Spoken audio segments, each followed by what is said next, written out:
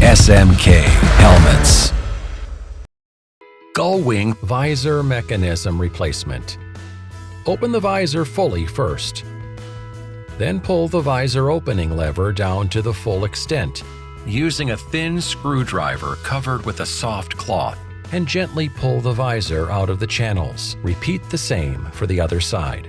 To replace the visor mechanism, first remove the visor. Then use a screwdriver to open the screw.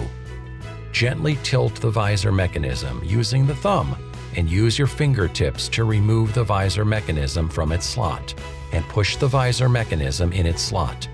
Then screw it back in place using a screwdriver. To insert a visor, align the pivots and L-shaped legs on the channel provided on the visor mechanism and push it in place. SMK Helmet.